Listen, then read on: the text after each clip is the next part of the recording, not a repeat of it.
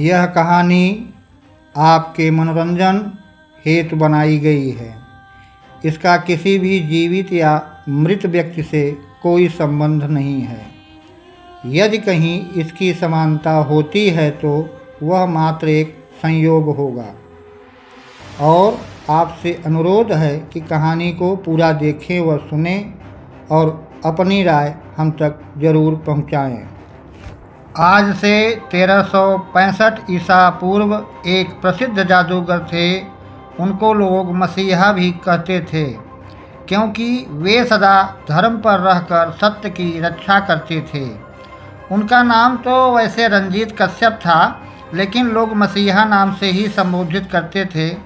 उस वक्त उनको ज़्यादा चिंता होने लगी जब वे मरणशैया पर पड़े थे और उनके शिष्यों से मिश्रा जी और जोरावर अपनी चरम सीमा पर जादू की दुनिया की पढ़ाई कर रहे थे। जोरावर डार्क शक्तियों को हासिल करने के लिए मिश्रा जी का दुश्मन बन जाता है, जबकि मिश्रा जी उसे सत्य और विश्वास की पाठ पढ़ाते थे और समझाते थे। लेकिन जोरावर अपनी डार्क शक्तियों को ही महत्व देता था और मिश्रा जी को हमेशा नीचा दिखाने की कोशिश करता रहता था। बात बात में गुरु और मिश्रा जी के सामने वह सबको नीचे दिखाते हुए अपने को सर्वश्रेष्ठ घोषित करने की कोशिश करता रहता था। रंजीत बिल्कुल भी उससे संतुष्ट नहीं थे, लेकिन वे उनके शिष्य थे, इसलिए वो सदा शांत रहकर उसी को समझाने की कोशिश करते थे।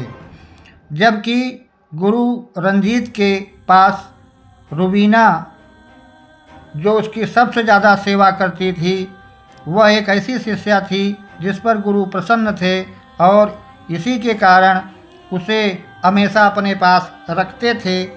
एक बार बहुत रात को उसने देखा कि गुरु मसीहा अमृत कुंजी की बात कर रहे हैं और किसी से बातें करते हुए उसने देखा, लेकिन उस इंसान को न देख पाई जिससे वो बात कर रहे थे। वो बहुत ही शक्तिशाली और असीमित शक्तियों से भरा हुआ है।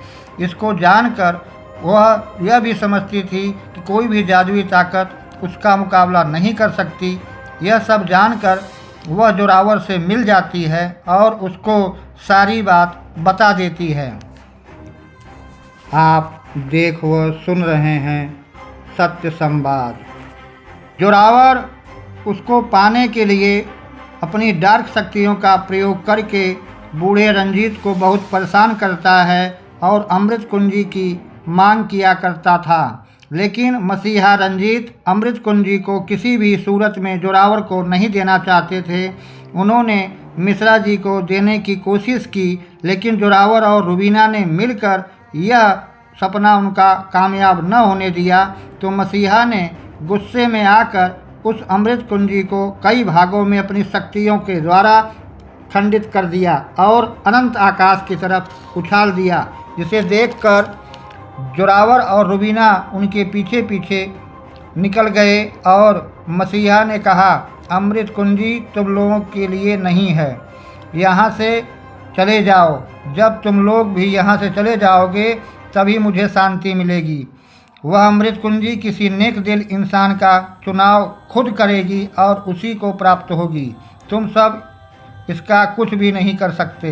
यह कहकर उन्होंने अपनी देह को त्याग दिया और उसकी जादुई शक्तियों को कोई न उठा ले जा सके, इसके लिए भी उन्होंने मिश्रा जी के ऊपर ज़्यादा भरोसा करते थे। सो उन्होंने मिश्रा जी से कहा, तुम इसके रक्षक हो और तुम्हारी पुत्री को मैंने तुमसे ज़्यादा काबिल बनाने का इंतज़ाम कर दिया है, जो भविष्य में अमृत कुंजी की रखवाली करेगी और एक सही संरक्षक बनकर दिखाएगी। मिश्रा जी ने उनको बहुत बार पुकारा, लेकिन उनकी आत्मा तो परमात्मा में विलीन हो चुकी थी। मिश्रा जी समझ गए कि अब मसीहा गुरु जी नहीं है दुनिया में, तो काफ़ी समय तक शोक मनाते रहे। फिर अपनी ही पुत्री को जादूगर की बहुत सारी विद्याओं से अवगत कराया और अपने गुरु मसीहा की तरह कामयाब जादूगरनी बना दिया। फिर उन्होंने एक दिन उससे प्रसन्न होकर अपनी पुत्री से कहा कि अमृत कुंजी की वार्ता उन्होंने काया से करके उसके कई रहस्य बताया और भविष्य की बात मसीहा के द्वारा कहे गए शब्दों को भी अवगत कराया। अपने पिता से वादा किया काया ने कि अपनी जान देकर भी अब वह अमृत कुंजी की रक्षा करेगी और सही व्यक्ति के हाथों में ही उसे जाने देगी। और अपने पिता से अनुमति लेकर वह घने जंगल में विलीन हो गई। आप देख व सुन रहे हैं सत्य संवाद। मिश्रा जी मसीहा के गुरु के बताए हुए मार्ग को ही चुना और वे उसी कुटी में रहने लगते हैं। कई वर्ष बीत जाने के बाद अब वे बूढ़े और कमज़ोर हो गए थे, लेकिन जादुई शक्तियों का पिटारा अब भी उनके पास ही था। फिर भी वह सत्य के मार्ग पर चल रहे थे और उन्होंने हमेशा सत्य के मार्ग को ही चुना और अपनी पुत्री को भी बताया कि हमेशा सत्य पे और विश्वास पे चलने से जीत होती है। यही गुरु के अंतिम उपदेश थे जिस पर चलकर उन्होंने अपनी पुत्री को इस लायक बनाया था कि वह उस कुंजी की सुरक्षा कर सके और सही हाथों में उसे सौंप सके।